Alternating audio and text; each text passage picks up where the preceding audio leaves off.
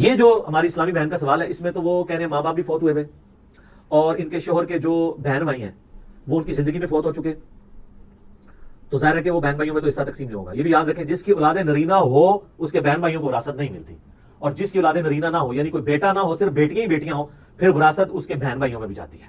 تو اب ان کی 3 بیٹیاں ہیں، تو ان کی جو شوہر ہیں ان کے بہن بھائیوں میں بھی جداد جائے گی، لیکن وہاں یہ کہ بہن بھائی تو پہلے فوت ہو چکے ہیں تو وہ ویسے ہی حقدار نہیں رہے، کیونکہ وہ ان کی زندگی میں فوت ہوئے ہیں، اور وراثت مرنے کے بعد تقسیم ہوتی ہے۔ جو پہلے ہی فوت ہو گیا ہوا ہے تو وہ یہ تو نہیں وہ اپنے سے بعد میں فوت ہونے والے کی وراثت وہ لے رہا ہوگا، تو وہ تو نہیں ملے گی۔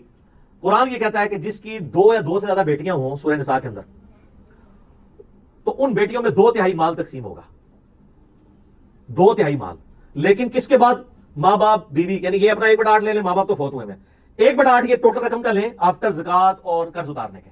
اس کے بعد جو رقم بچ جائے نا اس کے 3 حصے کریں، اس میں سے 2/3 حصہ 3 بیٹیوں میں برابر تقسیم کریں، اور جو 1/3 بچ گیا نا وہ اصل میں جانا تھا ان کے خاوند کے بہن بھائیوں کو اگر وہ زندہ ہوتے، اور وہ تقسیم کس طرح ہونا تھا؟ اسی رول کے مطابق جو قرآن میں ہے کہ بھائیوں کو 2 حصے، اس 1/3 میں سے 2 حصے بھائیوں کو ملنے تھے اور بہنوں کے۔ ان کے کیس میں تو فوت ہو چکے ہیں، تو ان کے کیس میں اب وہ 1/3 کہاں جائے گا؟ اس کی ڈیٹیل قرآن میں نہیں آئی ہے، وہ بخاری مسلم میں آئی ہے کہ نبی علیہ السلام نے فرمایا، بخاری مسلم کی متفق علیہ حدیث ہے کہ جب جائیداد وراثت تقسیم ہو جائے تو جو باقی مال بچے گا اس کا حقدار اس کے قریبی مرد بھانجا یا بھتیجا ہوں گے، ٹھیک ہے؟ تو اس کیس میں ان کی بھانجیوں کو وہ نہیں ملے گا، صرف بھتیجوں اور بھانجوں کو ملے گا۔ بسم اللہ الرحمن الرحیم۔ مرزا جہلمی نے ایک غلط مسئلہ بیان کیا تھا کہ بھائی اور بہن کی نواسی کے ساتھ، یا یوں کہہ لیں کہ بھتیجی اور بانجی کی بیٹی کے ساتھ نکاح کرنا جائز اور حلال ہے، اور ان کے ساتھ نکاح کر سکتے ہیں۔ ویسے قرآن میں جو سٹارٹ میں ہے وہ اللہ تعالیٰ نے فرمایا کہ تمہاری مائیں تمہارے لیے حرام ہے، تمہاری بیٹیاں، تمہاری بہنیں اور تمہارے بھائی کی بیٹیاں یعنی بھتیجیاں اور تمہاری بھانجیاں، یہ تمہارے لیے حرام ہے۔ ہاں، بھانجی یا بھتیجی کی جو آگے سے اولاد ہے وہ تو آپ کے لیے غیر محرم ہے، اس سے شادی ہو سکتی ہے کیونکہ اس کا باپ الگ ہے، وہ الگ نسل ہو گئی۔ تو بھتیجی یا بھانجی سے شادی تو نہیں ہوگی کیونکہ وہ آپ کی محرم ہے، لیکن جب اس کی شادی ہو گئی اور اس بھتیجی یا بھانجی اس کا خامند، وہ تو اور ہے نا، وہ تو نسلی ڈیفرنٹ ہوگی۔ مرزا جہلمی کا یہ مسئلہ بالکل غلط مسئلہ تھا۔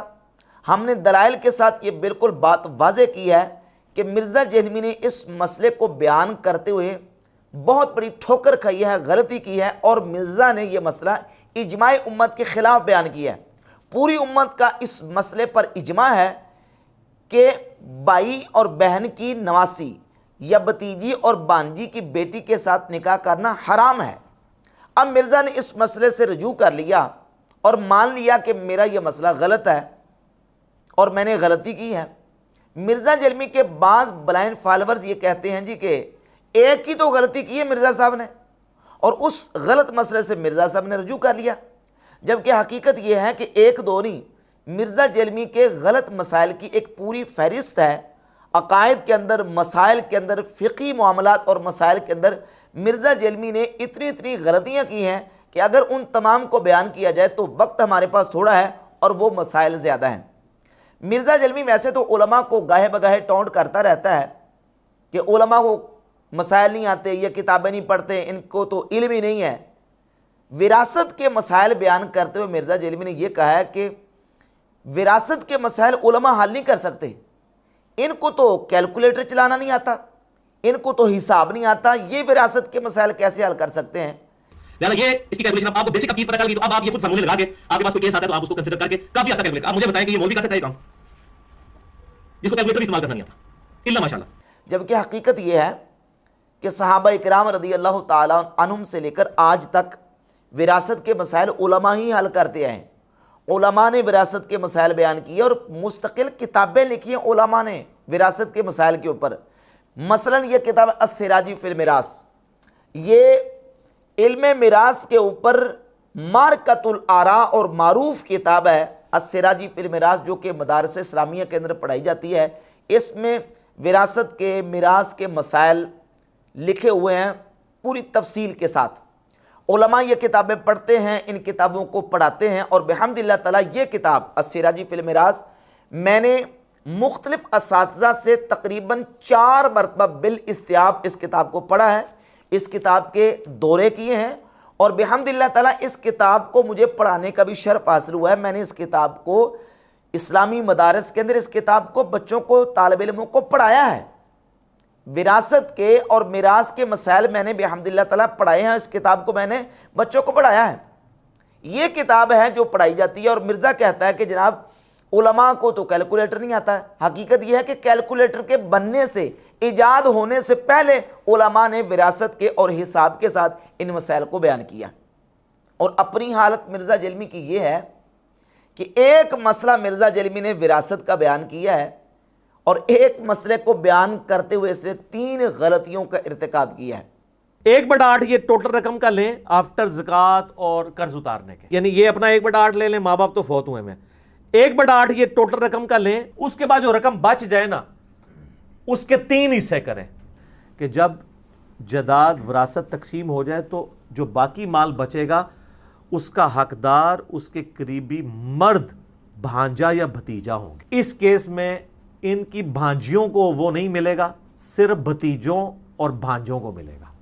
سائل نے سوال یہ پوچھا ہے کہ ایک شخص فوت ہو گیا, اس کے پیچھے اس کی بیوی ہے اور 3 بیٹیاں ہیں.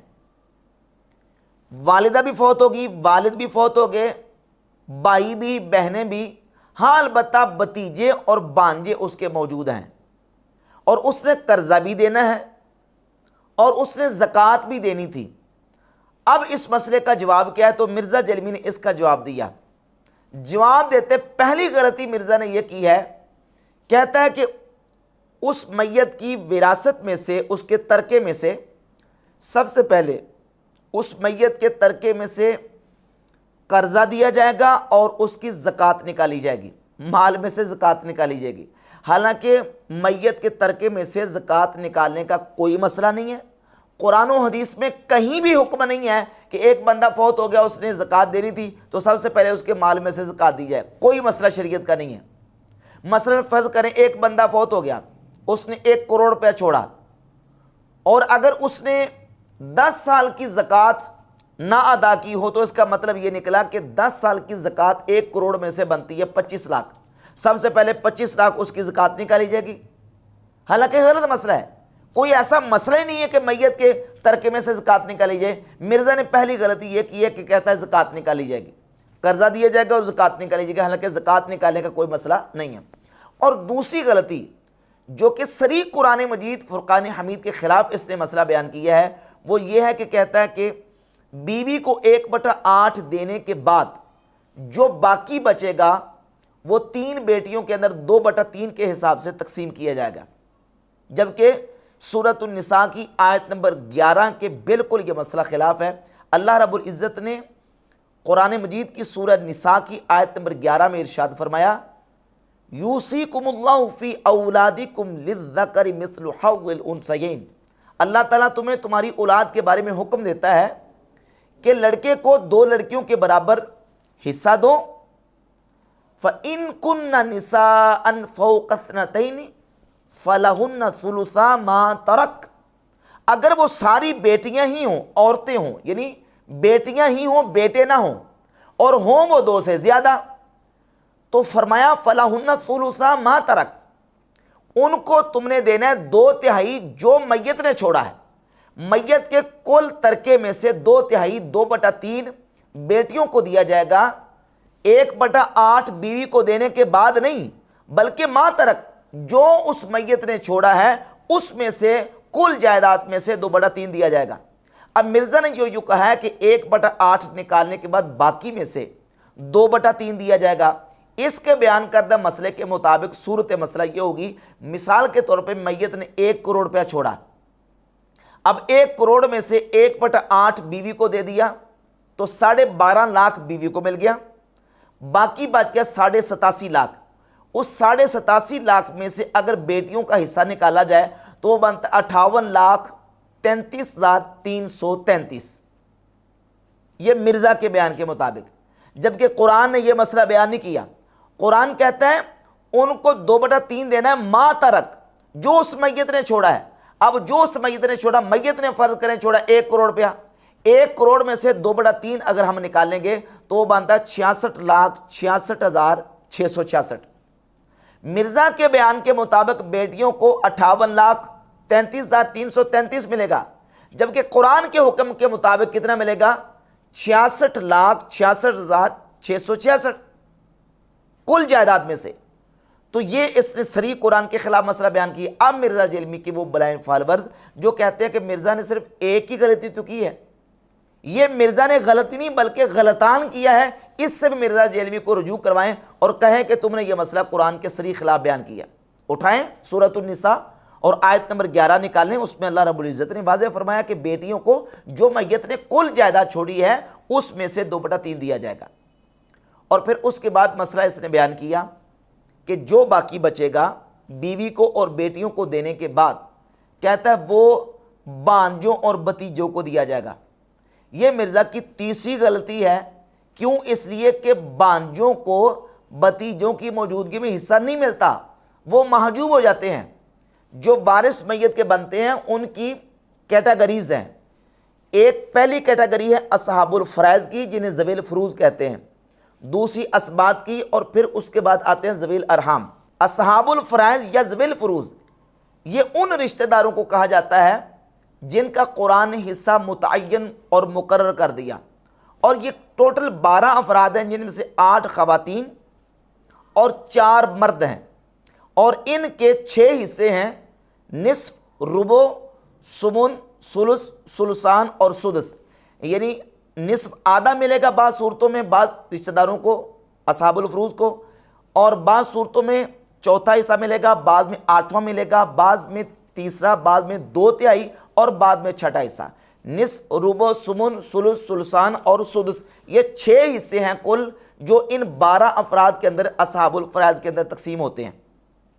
اصحاب الفرائض کو مقررہ اور متعین حصہ دینے کے بعد جو باقی بچتا ہے وہ اسبات کے اندر تقسیم ہوتا ہے، جو اس کے اصحاب الفرائض کے بعد قریبی رشتہ دار ہیں ان کو دیا جاتا ہے جو اسبات کی کیٹیگری میں آتے ہیں۔ بتیجے کی موجودگی میں بانجا وہ ذوی الارحام میں آتا ہے، وہ اسبات میں شامل نہیں، اس کو نہیں دیا جائے گا۔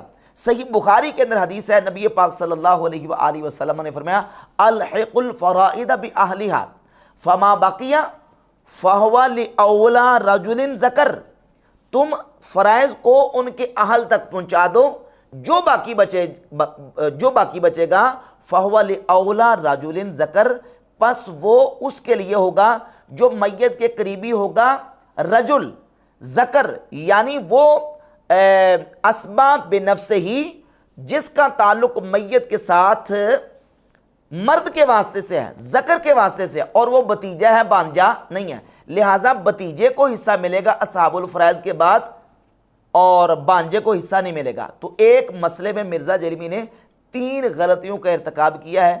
ایک تو اس نے سب سے پہلے میت کے ترکے میں سے زکوٰۃ کا حکم دیا، یہ بھی غلط۔